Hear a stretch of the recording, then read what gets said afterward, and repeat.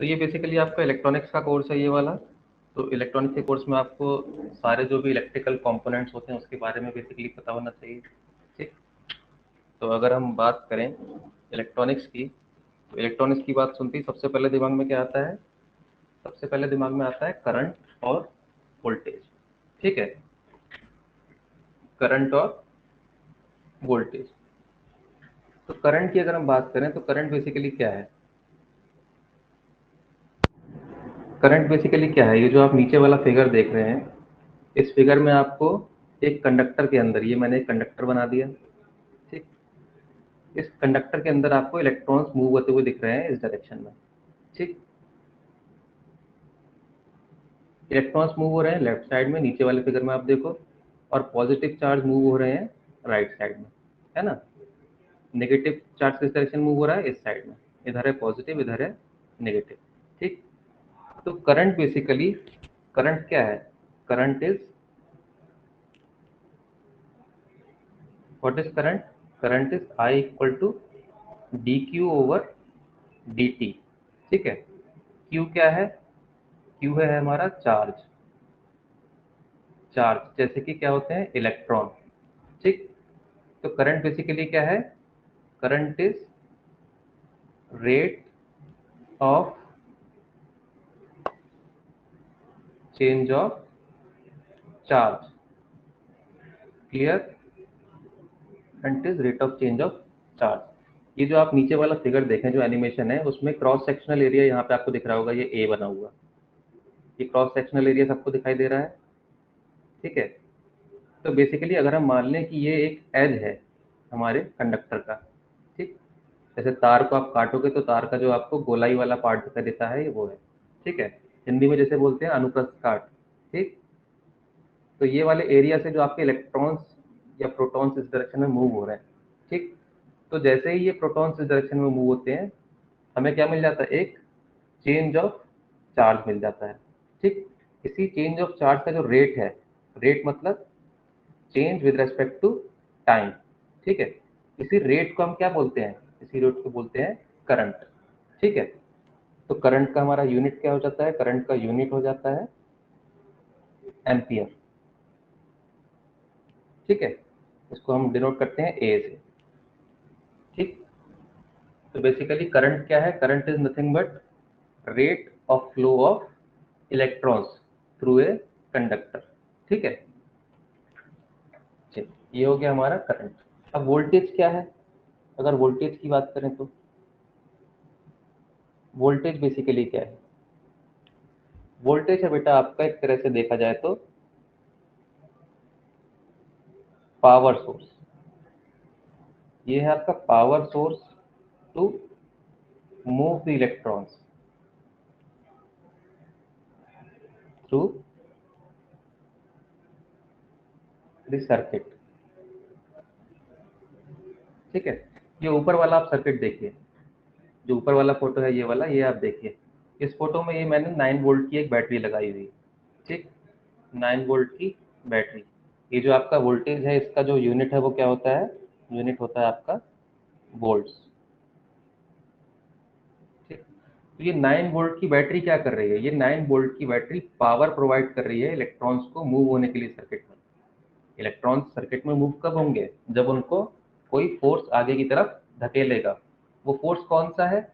वो फोर्स है आपका electric field. Electrons are pushed by the electric field. ये क्या है? Electric field. ठीक। ये इलेक्ट्रिक फील्ड हमें किससे मिलता है? ये मिलता है अपने वोल्टेज सोर्स से। वोल्टेज सोर्स हमें देता है इलेक्ट्रिक फील्ड। अगर हम इलेक्ट्रिक फील्ड और वोल्टेज की बात करें, इनमें रिलेशन क्या होता है? क्या क्या होता है? A equal to V upon D. दो टर्मिनल्स के बीच का डिस्टेंस और उनके बीच में जो पोटेंशियल डिफरेंस है, उनका रेशियो क्या होता है? इलेक्ट्रिक फील्ड उन टर्मिनल्स के बीच में। ठीक है। जैसे यहाँ पे आप देखो, ये एक पॉजिटिव टर्मिनल बना हुआ है और ये एक नेगेटिव टर्मिनल बना हुआ है। ठीक। इनके बीच में कुछ डिस्टेंस है, तो जो वोल्टेज यहाँ पे अप्लाइड है और उसकी जो डिस्टेंस है, उनका जो रेशियो वो क्या कहलाता है? Electric field. यही इलेक्ट्रिक फील्ड इलेक्ट्रॉन्स को पावर प्रोवाइड करता है या इलेक्ट्रॉन्स पे फोर्स लगाता है कंडक्टर में मूव होने के लिए। इसी फोर्स की वजह से इलेक्ट्रॉन्स हमारे लेफ्ट साइड में यहाँ मूव हो रहे हैं, नीचे की तरफ आप देखो जो ब्लू वाले हैं, ठीक है। इन्हीं इलेक्ट्रॉन्स की मोशन की वजह से हमें क्या मिलता है, करंट मिलता है, rate of change of charge. Electrons के मूव होने से क्या हो रहा है, चार्ज चेंज हो रहा है, यहीं से हमें क्या मिल जाता है, करंट, ठीक है। तो करंट क्या होता है ये बेसिकली समझ में आ गया आपको। इसको अगर हम एक डेमोन्स्ट्रेशन भी देखेंगे बाद में भी, थोड़ा सा रुक जाते हैं उसके लिए, ठीक। ये तो हो गया आपका करंट और वोल्टेज की बात, ठीक है। अब करंट और वोल्टेज के अलावा हमारे सर्किट में बहुत सारे कंपोनेंट्स भी होते हैं, ठीक है। सर्किट में हमारे बहुत सारे कंपोनेंट्स भी होते हैं, आपने नाम भी सुना होगा, जैसे रेजिस्टेंस है, कैपेसिटेंस है, इंडक्टेंस है ना। कंपोनेंट्स कौन कौन से होते हैं, कंपोनेंट्स हमारे कौन कौन से हैं बेसिकली, एक सेकेंड। कंपोनेंट्स हैं हमारे, रेजिस्टेंस है ना। दूसरा क्या है, कोई भी पावर सोर्स है, जैसे बैटरी हो गई, या फिर एसी पावर सोर्स है, जैसे हमारे घर में लाइट आती है जहाँ हम प्लग लगाते हैं, वो हो गया, ठीक है। तीसरा क्या हो गया, कैपेसिटर हो गया, ठीक। एक क्या हो सकता है, इंडक्टर हो सकता है, इंडक्टर प्रेरकत्व, ठीक है।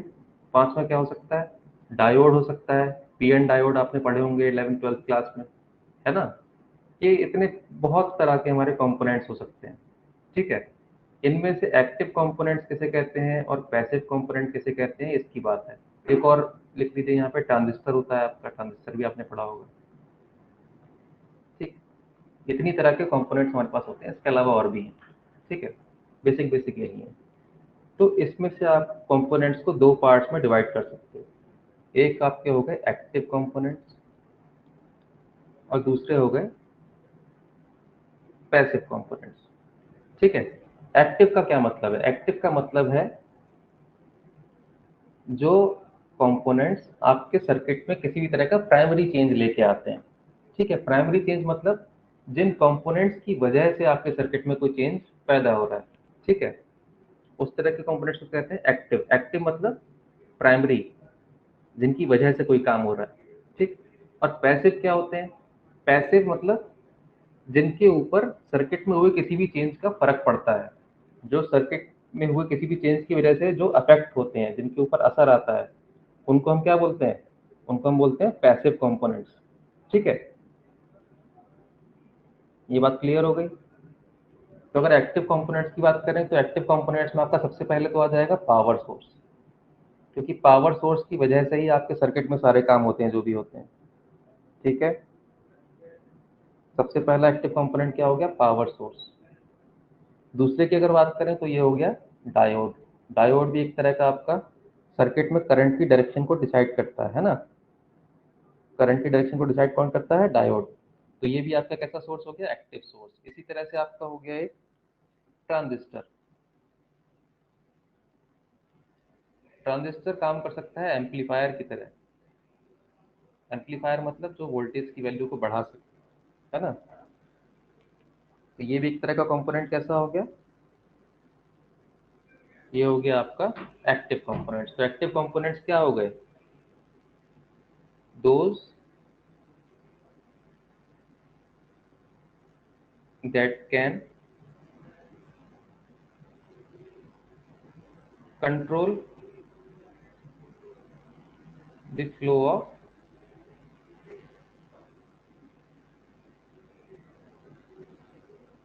इलेक्ट्रिसिटी, ठीक है, प्राइमरीली।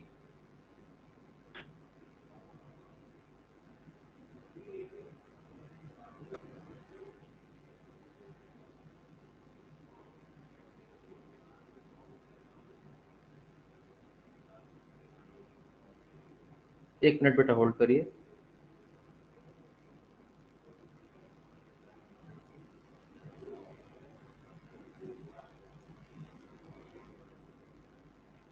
ठीक है, those that can flow the, those that can control the flow of electricity, I, ठीक है।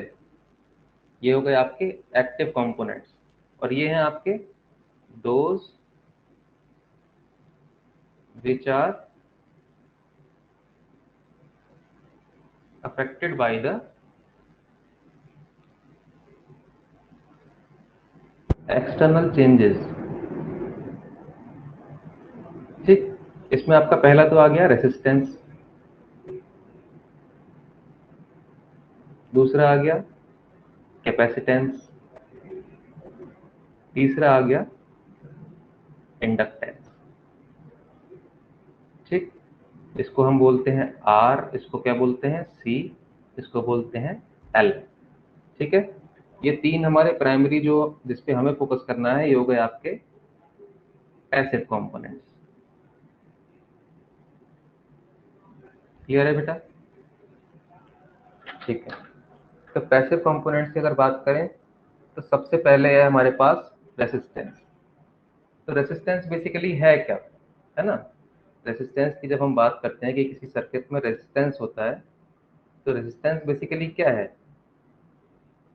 हाँ, रेसिस्टेंस बेसिकली है आपका जिसकी वजह से आपका करंट का फ्लो ऑब्स्ट्रक्ट होता है ना? यहाँ पे आप देखिए, ये एक पिक्चर जो आप है, पिक्चर पे ध्यान दीजिए, ये जो पीले रंग के मेटल आयंस बने हुए हैं, ठीक है, कोई भी आपके पास मेटल कंडक्टर है जैसे आपका कॉपर का वायर होता है, ठीक, तो ये जो येलो कलर के हैं ये हो गए आपके पॉजिटिव आयंस।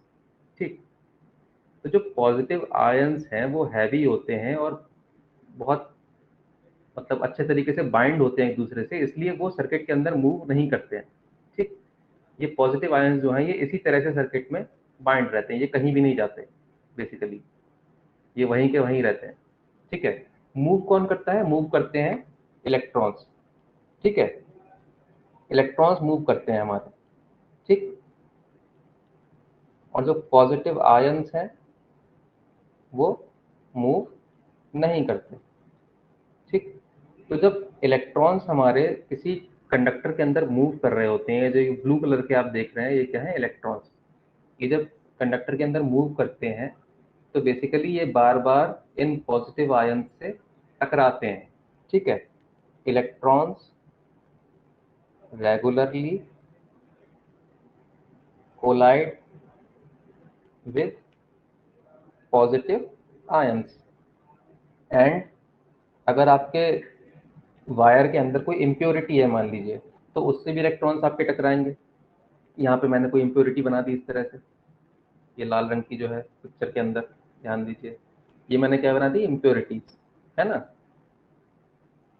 तो इलेक्ट्रॉन आपके पॉजिटिव आयन से भी टकराएंगे और किससे टकराएंगे? And impurities. रेगुलर इंटरवल पे आपके इलेक्ट्रॉन्स इन दोनों से टकराते रहेंगे। ठीक, इनसे टकराने की वजह से क्या होगा? इलेक्ट्रॉन्स की स्पीड स्लो होगी। ठीक है, ये क्या करेगा? इलेक्ट्रॉन्स की स्पीड को स्लो कर देगा।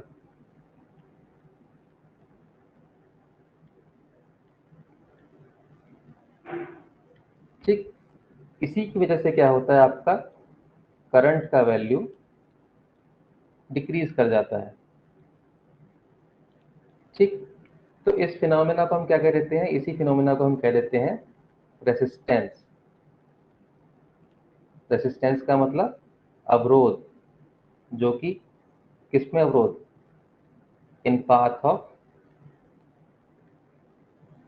करंट, है ना? यहाँ पे करंट को फ्लो होने में क्या हो रहा है? रेसिस्टेंस मिल रहा है, किसकी वजह से? कि पॉजिटिव आयंस और इम्प्योरिटीज की वजह से, क्योंकि इलेक्ट्रॉन्स को मूव होने में दिक्कत होती है इन आयंस और इम्प्योरिटीज की वजह से। ठीक है, तो इसी की वजह से सर्किट में क्या पैदा हो जाता है? सर्किट में पैदा हो जाता है रेसिस्टेंस।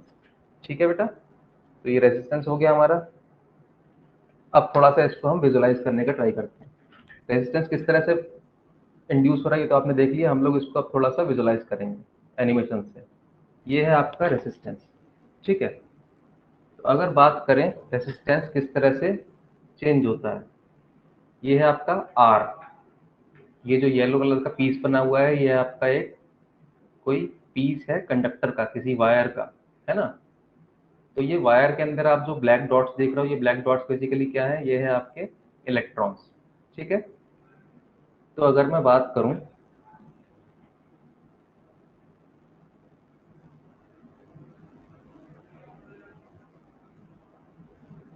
सॉरी बेटा, यहाँ पे जो ये एनिमेशन में जो ब्लैक डॉट्स इन्होंने बनाए हैं, ये ब्लैक डॉट्स हैं आपके नंबर ऑफ इम्प्योरिटीज, है ना। ये black dots number of electrons नहीं है, ये है आपकी नंबर ऑफ इम्प्योरिटीज।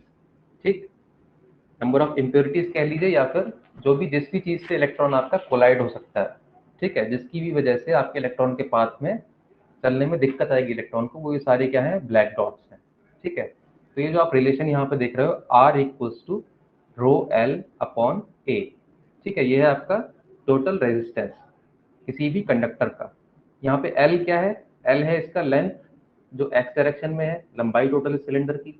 और ए क्या है, ए ये है इस गोल वाले एरिया का सरफेस एरिया। ठीक है, ये हो गया आपका इसका रेसिस्टेंस। तो आप देखिए ये तीनों चीजें आपस में किस तरह से कोरिलेटेड है। ये जो रो है, ये रो है इसकी रेसिस्टिविटी। ये रेसिस्टिविटी किस पर डिपेंड करती है बेटा, ये डिपेंड करती है कि आपका मेटल किस तरह का है, कॉपर है ना, या फिर सिल्वर है, या फिर गोल्ड है ना। तो जितना अच्छा कंडक्टर होगा उतनी ही रेसिस्टिविटी कम हो जाएगी, जितना बुरा कंडक्टर होगा उतनी उसकी रेसिस्टिविटी ज़्यादा होगी। ठीक, रेसिस्टिविटी जिनकी कम होती है उनको हम घर में वायरिंग के लिए इस्तेमाल करते हैं, जैसे कॉपर हो गया, सिल्वर हो गया, है ना। आप किसी भी तार को छील के देखोगे तो अंदर का जो वायर निकलता है वो कैसा होता है, कॉपर होता है ना, पीले रंग का वायर होता है।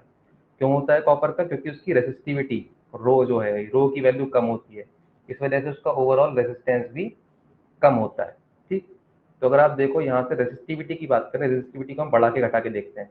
ठीक, ये जो इसका ये बार है इसको मैं ऊपर नीचे करके दिखाऊंगा आपको। ठीक है, तो अगर इसको हम नीचे करें तो रेसिस्टिविटी घट रही है ना। रेसिस्टिविटी घटने पे आप देखो क्या हो रहा है, ये जो ब्लैक डॉट्स हैं, ये ब्लैक डॉट्स की वैल्यू कम होती जा रही है। दिख रही है आपको पिक्चर में, ये ब्लैक डॉट्स कम होने का मतलब है जो आपका मेटल है उसमें इम्प्योरिटीज कम है। ठीक, इलेक्ट्रॉन को जाने में आसानी होगी, इसका मतलब उसका रेजिस्टेंस कम है। ठीक, अगर रेजिस्टिविटी बढ़ा रहे हैं तो देखिए क्या हो रहा है, पिक्चर में आपके जो है ब्लैक डॉट्स की वैल्यू बढ़ती जा रही है ना। इसका मतलब इलेक्ट्रॉन को चलने के लिए दिक्कत होगी, वो बार बार इम्प्योरिटीज से टकराएगा, उसकी वेलोसिटी कम होती जाएगी, है ना। इस वजह से उसका रेजिस्टेंस बढ़ता जाएगा जैसे जैसे आप रो की वैल्यू बढ़ाओगे। ठीक है, ये हो गया रो का इफेक्ट। अब बात करते हैं लेंथ की। लेंथ अगर बढ़ाएंगे तो क्या होगा, लेंथ बढ़ाने से भी देखो रेजिस्टेंस का वैल्यू बढ़ रहा है। क्यों बढ़ रहा है, क्योंकि टोटल नंबर ऑफ कोलिजन्स बढ़ गए, है ना। ब्लैक डॉट्स पहले जितने थे अब उससे ज़्यादा जगह में मिल रहे हैं आपको, है ना। पहले हम इसके आधी लेंथ में थे तो उतने ब्लैक डॉट्स थे यहाँ पे, उतनी इम्प्योरिटीज थी, अब उसकी डबल में आपको जाना पड़ रहा है। तो लेंथ बढ़ने के साथ साथ आपका रेसिस्टेंस भी बढ़ता जाएगा, क्योंकि इलेक्ट्रॉन को टकराने की जो पॉसिबिलिटी है वो क्या हो गई, बढ़ गई। इसीलिए लेंथ बढ़ने के साथ साथ आपका रेजिस्टेंस बढ़ता जाएगा। लेकिन इलेक्ट्रॉन के पास मूव होने के लिए सरफेस एरिया तो उतना ही है, उतनी ही जगह में उसे मूव होना है ना। ये जो एरिया है, एरिया तो उतना ही है उसके पास, जाना उसे इस डायरेक्शन में है, राइट साइड में। लेकिन उसे टकराने के लिए लोग तो बढ़ गए, लेकिन जो पास होने के लिए जगह थी वो नहीं बढ़ी, ये जो एरिया था वो नहीं बढ़ा, इसीलिए रेजिस्टेंस बढ़ जाएगा। ठीक है, अब बात कर लेते हैं एरिया की। एरिया बढ़ने से क्या हो रहा है, एरिया बढ़ने से देखो जो नंबर ऑफ कोलिजन है उसकी पॉसिबिलिटी तो बढ़ रही है, लेकिन साथ साथ क्या हो रहा है, साथ साथ में इलेक्ट्रॉन को मूव होने के लिए जगह भी ज्यादा मिल रही है ना। दोनों चीजें साथ साथ में हो रही हैं, नंबर ऑफ ब्लैक डॉट्स तो आपको बढ़ते हुए दिख रहे हैं, लेकिन साथ में इलेक्ट्रॉन को पास होने के लिए जगह भी ज़्यादा मिल रही है। ठीक, इसीलिए एरिया बढ़ने की वजह से रेसिस्टेंस आपका कम होता है। ये जो ब्लू कलर का आर लिखा हुआ है और एयर लिखा हुआ है, इसमें आप रिलेशन देखिए, जैसे जैसे ए घटेगा आर बढ़ेगा, ए बढ़ेगा तो आर घटेगा। ठीक, हमें मिल गया R equal to rho L upon A. Rho किस पर डिपेंड करता है, depends on the type of metal. ठीक है, लेंथ और एरिया ये तो आपके हाथ में है, वायर आप कितनी लेंथ का लोगे ये आपके हाथ में है। उसका एरिया, एरिया किस पर डिपेंड करेगा, जो कंस्ट्रक्शन किस तरह से हुआ है उसका, कितने एरिया का उसे बना दिया गया, वो आपके हाथ में है ना। आप कितने भी एरिया की लेंथ का वायर खरीद सकते हो। ठीक है, तो ये resistance basically type of metal पे डिपेंड करता है सबसे ज़्यादा। ठीक, इसका यूनिट क्या हो जाता है? यूनिट होता है इसका ओम। ठीक, इसको इस साइन से दिखाते हैं, ये हो गया आपका ओम्स। ठीक है, चलिए आगे बढ़ते हैं। इसके बाद आता है आपका ओम्स लॉ। ठीक, ओम्स लॉ। ओम्स लॉ की अगर हम बात करें, ओम्स लॉ बेसिकली आपको देता है relation between current, voltage and resistance. ठीक है, करंट, वोल्टेज एंड रेसिस्टेंस, ये तीनों आपस में किस तरह से रिलेटेड हैं, किस तरह से काम करते हैं, उसको डेमोन्स्ट्रेट क्या करता है? Ohm's law. ठीक है, तो ये आप पिक्चर देख पा रहे होगे, पिक्चर में थोड़ा सा फनी टाइप का है। ठीक, तो पिक्चर में बेसिकली क्या दिखाया जा रहा है? पिक्चर में बेसिकली दिखा रहे हैं कि ये आपका एक जो आदमी है, ये इस पाइप को दबा रहा है ना। वोल्टेज का ट्राई कर रहा है, वोल्टेज इस आदमी को पुश करने का ट्राई कर रहा है इस पाइप के थ्रू, और ये है क्या? ये है करंट। ठीक, तो बेसिकली अगर हम बात करें तो होता क्या है? करंट हमारा सर्किट से पास होने के लिए पावर कौन दे रहा है? वोल्टेज दे रहा है, लेकिन रेजिस्टेंस करंट को पास होने से रोकने का ट्राई करता है। ठीक है, तो यहाँ से आप प्रोपोर्शनैलिटी देख सकते हो। प्रोपोर्शनैलिटी कैसी आएगी यहाँ से? प्रोपोर्शनैलिटी की अगर बात करें तो वोल्टेज क्या कर रहा है? करंट को पास होने के लिए हेल्प कर रहा है, तो वोल्टेज पास होने को हेल्प कर रहा है ना। तो I is proportional to V। Clear? क्यों? क्योंकि करंट को हेल्प कौन कर रहा है? वोल्टेज। तो ये एक दूसरे के प्रोपोर्शनल हो गए। दूसरी तरफ करंट को जाने से कौन रोक रहा है? ये रोक रहा है आपका रेसिस्टेंस, ओम, ये जो बना हुआ है, ये क्या कर रहा है? आपके करंट को आगे जाने से रोक रहा है। तो करंट इसके क्या हो गया? इसके हो गया इन्वर्सली प्रोपोर्शनल, 1/R। ठीक है, रेजिस्टेंस बढ़ेगा तो करंट घटेगा। यहाँ से आप ओवरऑल अगर प्रोपोर्शनैलिटी देखोगे तो क्या हो जाएगी? I equals to V/R। तो यहाँ से आपको वोल्टेज मिल जाता है V equals to IR। Clear बेटा? यही आपका क्या है? यही है ओम्स लॉ। यही है ओम्स लॉ। इसको अगर आप प्लॉट करने का ट्राई करो, अगर हम इसको प्लॉट करेंगे तो देखो हमें क्या मिलेगा। ये हो गया मेरा y एक्सिस पे क्या है यहाँ पे? अगर मैं इस इक्वेशन को देखूं, ये क्या है? ये है मेरी y equals to mx type की इक्वेशन है। ठीक, y क्या है यहाँ पे? v। अच्छा, y इक्वल्स टू mx होता क्या है? y equals to mx equation कौन सा होता है? ये इक्वेशन होता है कौन सी लाइन का? जो कि ओरिजिन से होके जाती है, ये ओरिजिन 0 से होके जाती है ना। ये क्या है? Equation of the line going going through, इसको बंद कर दीजिए, going through the origin. Clear है? तो ये लाइन किस तरह का आता है जो ओरिजिन से होकर जा रहा है? ये आता है आपका कुछ इस तरह का। ठीक है, ये हो गया आपका वोल्टेज, और इस साइड में आ गया आपका करंट। तो यहाँ पे R क्या हो गया? R हो गया यहाँ पे M। M हो गया R। ठीक है, M होता क्या है? M होता है आपका slope. M equals to tan theta. Tan theta मतलब V/I हो गया यहाँ पे। V/I का मतलब R। क्लियर? इसका जो स्लोप है वही आपको क्या बताता है? रेजिस्टेंस। स्लोप ही आपको क्या बताता है? रेजिस्टेंस। ठीक, ये कर्व अगर आपका इस तरह का हो, इसका स्लोप यहाँ पे बढ़ा दिया जाए, स्लोप बढ़ गया मतलब रेजिस्टेंस बढ़ गया। स्लोप अगर घटा दिया, स्लोप घटाने का मतलब रेजिस्टेंस घट गया। ठीक है, इस तरह से आपका ये है ओम्स लॉ। अब इसका थोड़ा सा प्रैक्टिकल यूज भी देख लेते हैं। यहाँ पे क्या है? तीन कंपोनेंट्स हैं सर्किट के। एक है आपका ये बैटरी, जिसपे आपके वोल्टेज के साइन बने हुए, ये है आपकी बैटरी। ठीक है, इस सर्किट में आपके करंट फ्लो हो रहा है, वो इस एरो से दिखाया गया है। ठीक, करंट का यहाँ पे वैल्यू भी लिखा हुआ है, 24.6 मिली एम्पियर लिखा है फिलहाल। ठीक, तीसरा कंपोनेंट क्या है? रेसिस्टेंस। रेसिस्टेंस सेम तरीके से ये जो सिलेंड्रिकल वायर है उसके अंदर ब्लैक डॉट्स बने हुए हैं, ठीक। तो यही आपको क्या दिखा रहा है, रेजिस्टेंस। अगर मैं यहाँ पे चेंज करूँ वोल्टेज या फिर रेजिस्टेंस को, ठीक, तो यहाँ से ओम्स लॉ को आप डेमोन्स्ट्रेट कर सकते हो, ठीक।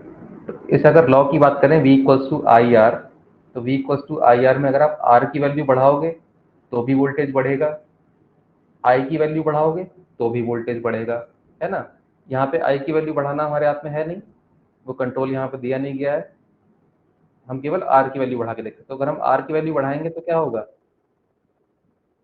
करंट यहाँ पे कम हो रही है आपकी, करंट कम होने की वजह से आपका वोल्टेज नहीं बढ़ रहा है। आई और आर का मल्टीप्लीकेशन क्या है, मल्टीप्लीकेशन कांस्टेंट है, इसीलिए जब आपने रेजिस्टेंस बढ़ाया करंट घट गया, इसलिए आपका वोल्टेज चेंज नहीं हुआ। क्लियर बेटा, क्योंकि वोल्टेज आपका फिक्स था इस पावर सप्लाई से, है ना। अगर मैंने रेजिस्टेंस चेंज ना करके मैंने वोल्टेज चेंज किया होता तो देखो क्या होता, रेजिस्टेंस फिक्स है, वोल्टेज में चेंज कर रहा हूँ, वोल्टेज अगर मैं बढ़ाऊंगा तो करंट का वैल्यू बढ़ेगा, है ना, प्रोपोर्शनल है।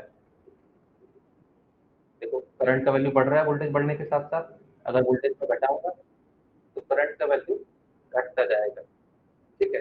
क्यों घट रहा है, क्योंकि इलेक्ट्रॉन्स को पावर कम मिल रही है उन इम्प्योरिटीज से कोलाइड करके आगे बढ़ने के लिए, क्योंकि उसको पावर कम मिल रही है, इलेक्ट्रिक फील्ड की वैल्यू घट गई है, उस पर कम फोर्स लग रहा है इलेक्ट्रॉन्स पे, इसीलिए क्या होगा, करंट का वैल्यू घट जाएगा, ठीक। ये किस वजह से हो रहा है, वोल्टेज घटने की वजह से। वोल्टेज बढ़ा दिया, इसका मतलब इलेक्ट्रॉन्स को ज्यादा पावर मिल रहा है आगे बढ़ने के लिए, इसलिए करंट का वैल्यू भी बढ़ जाएगा यहाँ से रेजिस्टेंस सेम रखने पे, ठीक है। ये हो गया हमारा ओम्स लॉ। बात कर लेते हैं कैपेसिटेंस की। कैपेसिटेंस बेसिकली क्या है, see, capacity of holding the charge, ठीक है। किसी भी सिस्टम का चार्ज को होल्ड करने का जो कैपेसिटी है उसी को क्या कहते हैं, उसका कैपेसिटेंस, ठीक है। किसी भी सिस्टम का चार्ज को होल्ड करके रखने का जो कैपेसिटी है वही उसका क्या कहलाता है, कैपेसिटेंस कहलाता है, ठीक है। अब यहाँ पे आप इस फिगर में जाओ, फिगर में देखो ये दो प्लेट्स बनी हुई हैं, ठीक। इस पूरे को हम मिला के क्या बोलते हैं, ये है हमारा कैपेसिटर, इसको बोलते हैं हम पैरेलल प्लेट कैपेसिटर, ठीक है। पैरेलल प्लेट कैपेसिटर, इसका सिंबल ये रहता है आपका, दो प्लेट्स बना दी पैरेलल में, ये हो गया आपका पैरेलल प्लेट कैपेसिटर, ठीक है। जो हमने रेजिस्टेंस की बात की थी, रेजिस्टेंस का सिंबल क्या रहता है, वो इस तरह से रहता है, ठीक है। ये सिंबल है आपका रेजिस्टेंस का, ये है आपका कैपेसिटर का सिंबल, इसका यूनिट होता है फैरेड, इसको लिखते हैं एफ से, फैरेड, ठीक है। तो यहाँ पे दो प्लेट बेसिकली क्या दिखाती हैं, ये प्लेट आपकी दिखाती हैं कि जब आप इसे किसी बैटरी से कनेक्ट करेंगे तो बैटरी से कनेक्ट करने पे क्या होगा, चार्जेस फ्लो होंगे, है ना, चार्जेस फ्लो होने लगेंगे। चार्जेस फ्लो होने का मतलब क्या है, चार्जेस फ्लो होते ही बैटरी इस प्लेट के ऊपर, कंडक्टिंग प्लेट के ऊपर यहाँ पे चार्ज इकट्ठे होना शुरू हो जाएंगे, ठीक है। क्या होगा, जैसे नेगेटिव साइड से इलेक्ट्रॉन्स इधर मूव होके आए, जब करंट फ्लो होती है तो क्या होता है, इलेक्ट्रॉन्स मूव होना शुरू होते हैं, ये इलेक्ट्रॉन्स आपके फ्लो होते होते इस वाली शीट पे आएंगे और यहाँ पे इकट्ठे होना शुरू हो जाएंगे, क्योंकि यहाँ से यहाँ जाने के लिए कोई रास्ता ही नहीं है ना, नेगेटिव साइड से पॉजिटिव प्लेट पे जाने के लिए कोई रास्ता है ही नहीं, नो पाथ अवेलेबल, है ना, कोई पाथ अवेलेबल नहीं है, तो इलेक्ट्रॉन्स आके यहाँ पे इकट्ठा होना शुरू हो जाते हैं इस प्लेट पे। ये आप देख सकते हो, ये जो ब्लू वाला प्लेट है नीचे वाला, इस पे आपके इलेक्ट्रॉन्स आके कलेक्ट हो जाते हैं। इन इलेक्ट्रॉन्स के कलेक्ट होने की वजह से क्या होता है, ये जो इलेक्ट्रॉन्स हैं ये बेसिकली क्या करेंगे, दूसरी प्लेट पे से अट्रैक्ट करेंगे पॉजिटिव चार्ज को, है ना, they attract positive charge from opposite plate, जो दूसरी प्लेट है उसमें से ये पॉजिटिव चार्ज को अपनी तरफ अट्रैक्ट करते हैं, ठीक। तो इधर आपका नेगेटिव चार्ज इकट्ठा हो जाता है नीचे वाली प्लेट पे, ऊपर वाली प्लेट पे क्या इकट्ठा हो जाता है, पॉजिटिव चार्ज। ये जो पूरा आपका सिस्टम बन गया नेगेटिव प्लेट और पॉजिटिव प्लेट का, एक ये हो गई आपकी पॉजिटिव प्लेट, एक हो गई नेगेटिव प्लेट। इसी को हम क्या बोलते हैं, कैपेसिटर। ठीक है, क्योंकि इसने चार्ज को होल्ड करके रखा हुआ है। एक तरफ नेगेटिव चार्ज है, एक तरफ पॉजिटिव चार्ज है, दोनों का वैल्यू क्या है, सेम है। ये हो गया -q, ये हो गया +q। ठीक, तो इसने चार्ज को होल्ड करके रखा हुआ है, ये है इसका कैपेसिटेंस। कैपेसिटेंस डिपेंड करता है आपका, अभी अगर पैरेलल प्लेट की बात कर रहे हैं, कैपेसिटेंस आपका डिपेंड करता है इसके एरिया पे और इसकी डिस्टेंस पे, दोनों प्लेट्स के बीच की। एरिया क्या है, एरिया है आपका, जो प्लेट ये इस तरह से बनी है, ये है इसका एरिया। ठीक, और ये जो दूसरी प्लेट है, ये इनके बीच की क्या है, ये है डिस्टेंस। ठीक है, ये जो अगर राइट साइड में फिगर में देखें आप, तो फिगर का जो ये जो रेक्टेंगल टाइप का बना हुआ है, इसका जो एरिया है, ये पूरा क्या है, ये पूरा है एरिया। ठीक, और ये है इनके बीच का डिस्टेंस d। ठीक, तो ये डिपेंड कैसे करता है कैपेसिटर का, कैपेसिटर की जो कैपेसिटेंस है वो प्रोपोर्शनल होती है एरिया के।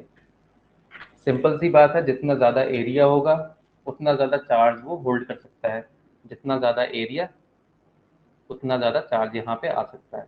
ठीक है, इसलिए कैपेसिटी किस पे प्रोपोर्शनल हो गई, प्रोपोर्शनल हो गई एरिया के। और ये इन्वर्सली प्रोपोर्शनल होती है इनके बीच के डिस्टेंस के। ठीक है, बीच की डिस्टेंस जितनी कम होगी कैपेसिटी उतनी ज़्यादा होगी, बीच की डिस्टेंस जितनी ज़्यादा होगी कैपेसिटी उतनी कम होगी। ऐसा क्यों होगा, डिस्टेंस बीच की जितनी ज़्यादा होगी, ये डिस्टेंस आप बढ़ा दोगे तो क्या होगा, ये जो नीचे के नेगेटिव वाली प्लेट थी, ये ऊपर के पॉजिटिव चार्ज को अट्रैक्ट नहीं कर पाएगी, है ना। इस वजह से जो आपके टोटल चार्जेस हैं यहाँ पे, उनका कलेक्शन कम हो जाएगा।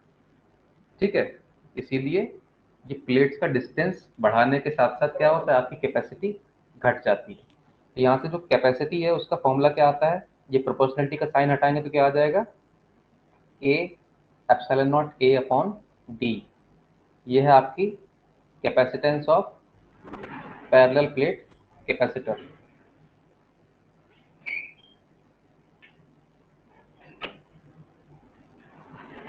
यहाँ पे K क्या है, K है आपका, अगर आपने इन दोनों प्लेट्स के बीच में कोई तीसरी चीज रख दी, कोई डाई इलेक्ट्रिक रख दिया, वैसे तो हवा रहती है जनरली, अगर आपने यहाँ इन दोनों प्लेट्स के बीच में कोई डाई इलेक्ट्रिक चीज रख दी, परावैद्युत चीज, ठीक है, जो कि कंडक्ट नहीं करती ठीक से, तो उसका जो डाई इलेक्ट्रिक कॉन्स्टेंट होगा वो क्या है, के। ठीक, और ये एप्सिलॉन नॉट तो आप जानते हैं एप्सिलॉन नॉट क्या होता है, इसे बताने की जरूरत नहीं है। ठीक, तो ये हो गया आपका कैपेसिटेंस। अब इसको थोड़ा सा काम करते हुए देख लेते हैं कि कैपेसिटर किस तरह से काम करता है। ठीक है, चलिए।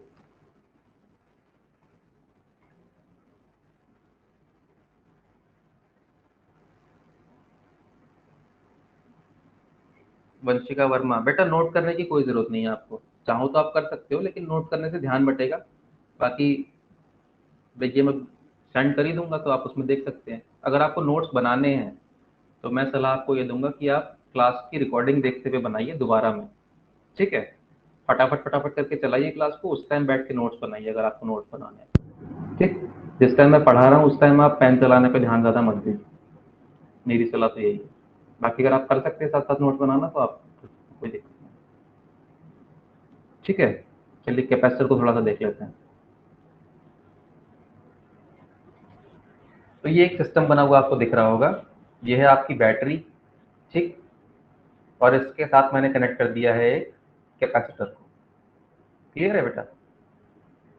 अच्छा, एक चीज़ और रह गई बताने के लिए, कैपेसिटेंस, वोल्टेज और चार्ज इनमें रिलेशन क्या होता है, उस पर भी आ जाएंगे, देख ही लेते हैं पहले। चलो पहले आपको रिलेशन देख लीजिए।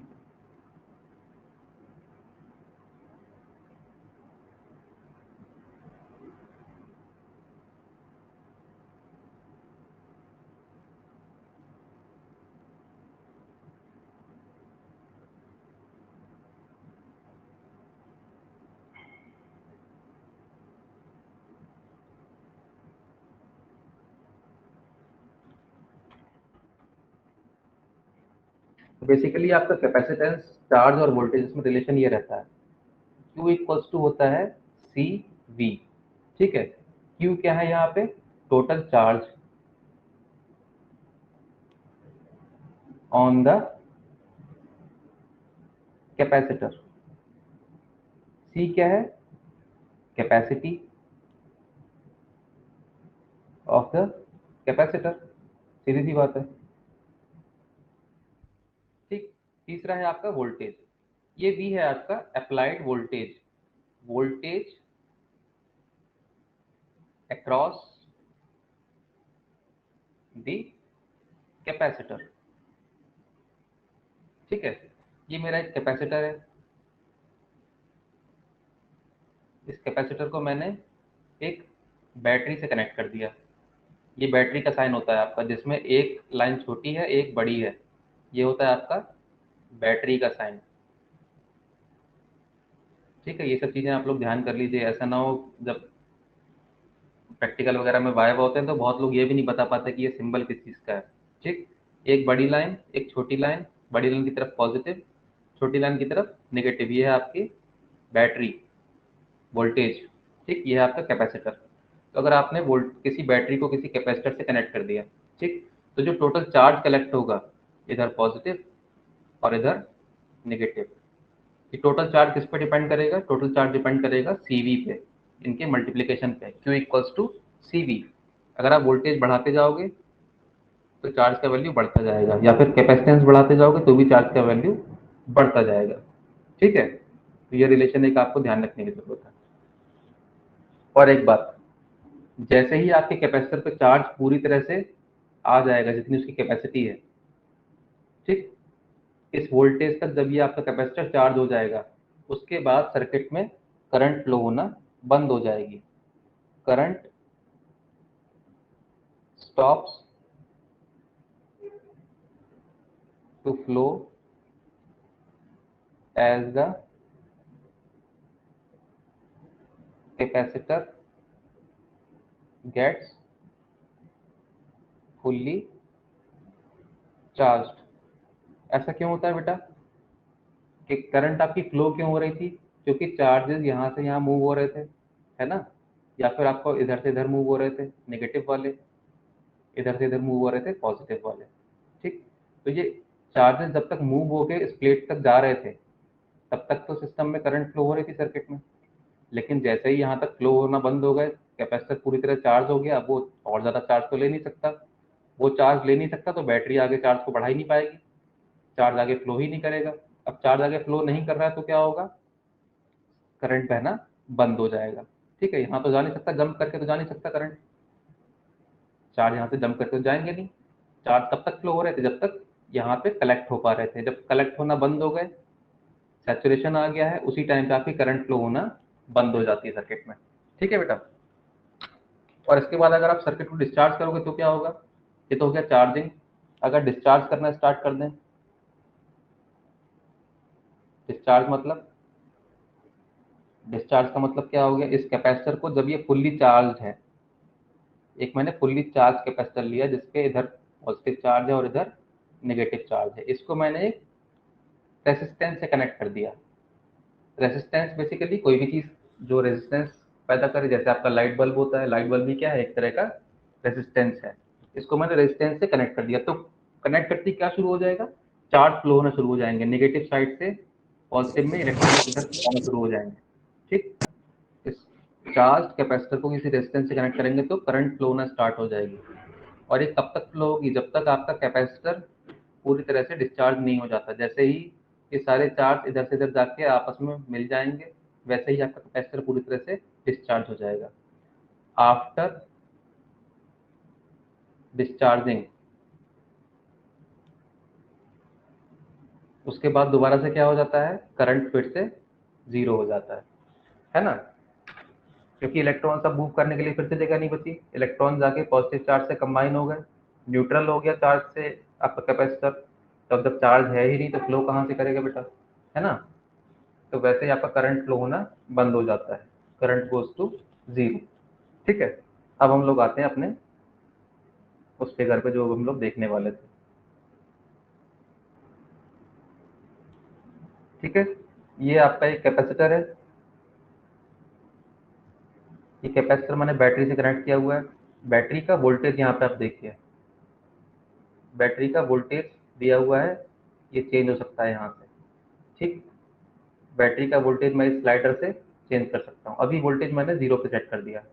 वोल्टेज जब 0 पे सेट है तो क्या हो रहा है, वोल्टेज 0 पे सेट है, इसका मतलब Q equals to C V, V equals to 0 तो Q इक्वल्स टू 0, भले ही कैपेसिटेंस कुछ भी हो, अगर वोल्टेज 0 है तो चार्ज भी 0 हो जाएगा, है ना।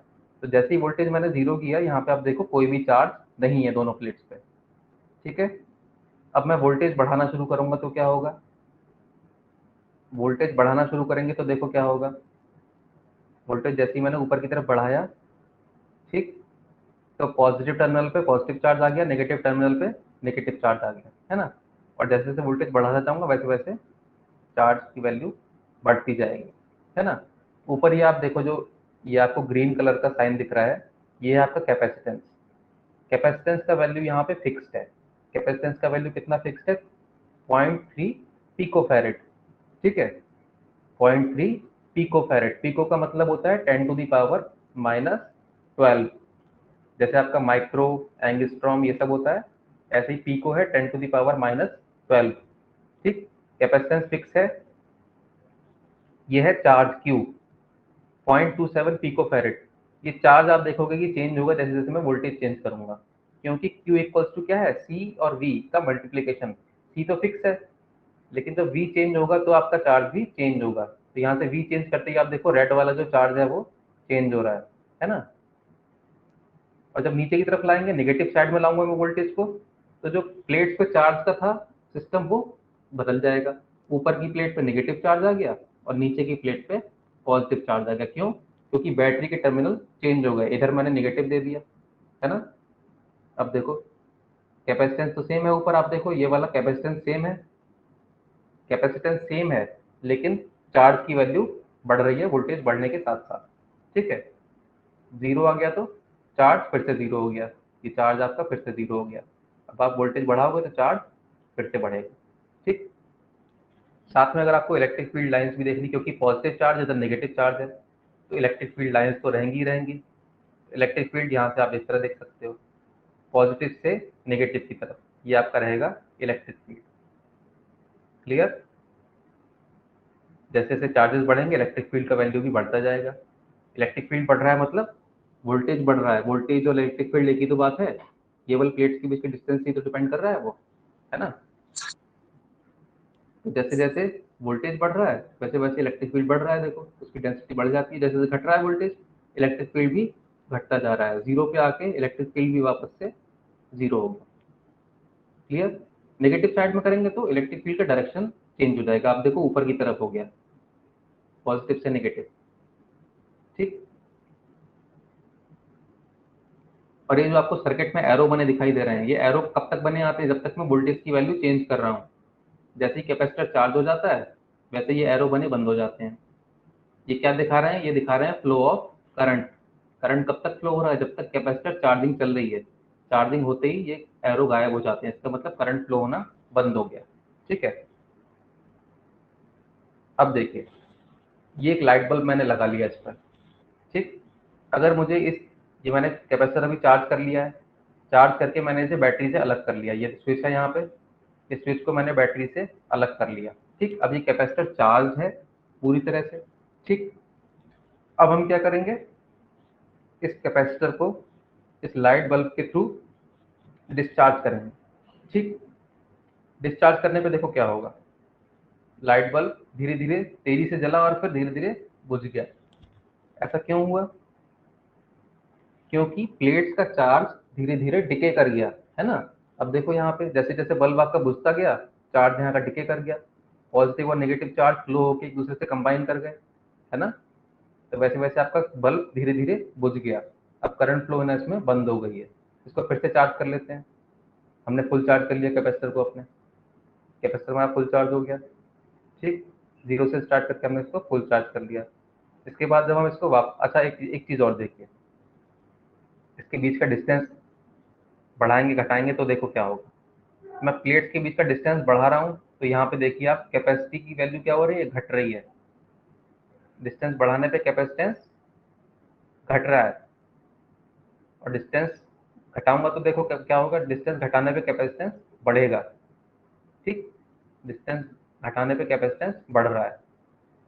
इसी तरह से अगर प्लेट का एरिया मैं बढ़ाऊंगा तो क्या क्या होगा, प्लेट का एरिया बढ़ाने पे भी कैपेसिटेंस बढ़ रहा है, एरिया घटाने पे कैपेसिटेंस घट रहा है। ठीक है बेटा, अब इसको फिर से डिस्चार्ज करने का देखो, डिस्चार्ज करेंगे तो क्या होगा, करंट शुरू में फ्लो करेगा, क्योंकि यहाँ पे बहुत सारे चार्ज हैं, ये चार्ज जैसे जैसे कंबाइन होने शुरू हो जाएंगे वैसे वैसे करंट का वैल्यू घटता जाएगा। फिर जैसे ही सारे चार्ज आपके कंबाइन हो चुके होंगे, आपका कैपेसिटर पूरी तरह डिस्चार्ज हो चुका होगा, वैसे ही करंट की वैल्यू जीरो हो जाएगी। देखो धीरे धीरे जीरो होगा, आप देखिए बल्ब धीरे धीरे बुझता जा रहा है ना, यहाँ से चार्ज डिसिपेट हो रहे हैं। क्लियर, जैसे ही चार्ज जीरो हो गए, इलेक्ट्रिक फील्ड लाइन भी बना लेते हैं। चलो फिर से चार्ज किया इसको, अब फिर से डिस्चार्ज करेंगे। देखो चार्ज जा रहे हैं, बल्ब बुझता जा रहा है, बुझता जा रहा है, चार्ज जैसे ही खत्म होंगे बल्ब भी बंद हो जाएगा, इलेक्ट्रिक फील्ड भी यहाँ से गायब हो जाएगा। क्लियर हो गई बात। इंडक्टर बेटा क्या होता है, इंडक्टर और कुछ नहीं है, केवल अगर आपने किसी तार की कॉइल बना दी इस तरह से, ये एक मेरे पास तार है, किसी तार को अगर मैं घुमा के इसकी इस तरह से कॉइल बना दूं, ठीक है, तो यही क्या बन गया, यही बन गया मेरा इंडक्टर। ये आपको फिगर में दिख भी रहा होगा, ये एक तार इधर से आया इधर गया, इसकी हमने बीच में क्या बना दी, कॉइल बना दी। ठीक, इसको मैं अगर ए नाम दे दूं, इस पॉइंट को बी दे दूं, इस फिगर में आप देखो ये मेरा ए है और ये मेरा बी है, इसकी यहाँ पे क्या कर दी हमने, कॉइल बना दी। ठीक, तो इंडक्टर का बेटा, इंडक्टर का क्वालिटी क्या होता है, ये आप देखिए, आपने फैराडे का एक्सपेरिमेंट तो सुना होगा, फैराडे एक्सपेरिमेंट सुना है आपने। फैराडे एक्सपेरिमेंट क्या था बेटा, उन्होंने ये देखा कि जब किसी वायर के कॉइल के आसपास आप लोग मैग्नेट को मूव कराएंगे, है ना, तो किसी वायर के आसपास मैग्नेट को मूव कराने पे क्या होता है, उस वायर के अंदर करंट फ्लो होता है, ठीक, अपने आप से, उस पे उसके टर्मिनल के अक्रॉस कुछ वोल्टेज क्रिएट हो जाता है, यहाँ पे ए और बी के अक्रॉस यहाँ पे कुछ वोल्टेज क्रिएट हो जाता है। ठीक है, उसको हम बोलते हैं इंड्यूस्ड वोल्टेज।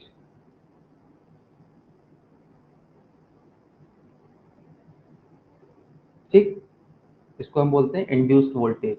इसको उन्होंने बताया कि इसकी जो वैल्यू होती है, ये बराबर होती है नंबर ऑफ कॉइल्स, जितने आपने ये घेरे बनाए हैं उसके प्रोपोर्शनल होती है, और rate of change of flux.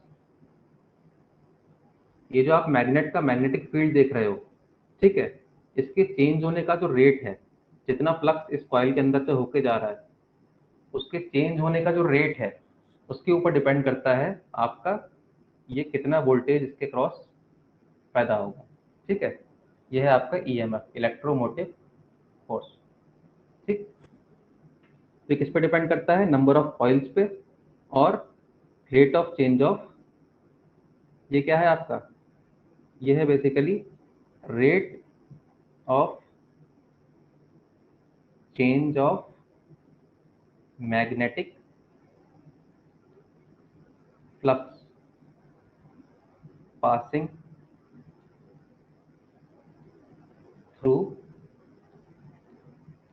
The coil.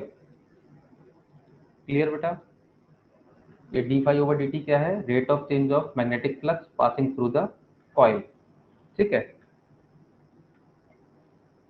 तो ये जो एन फाई है, ये किसके प्रोपोर्शनल होता है, ये प्रोपोर्शनल होता है करंट के, जो इंड्यूस्ड करंट है। ठीक, इस सर्किट में जो इंड्यूस्ड करंट होगी वो किसके प्रोपोर्शनल होगी, N phi, number of coils और चेंज ऑफ फ्लक्स के। ठीक, इस प्रोपोर्शनलिटी को आप हटाओगे तो यहाँ पे एक इक्वल का साइन आ जाएगा और एक कांस्टेंट आ जाएगा एल। ये एल ही क्या है, एल है आपका सेल्फ इंडक्टेंस।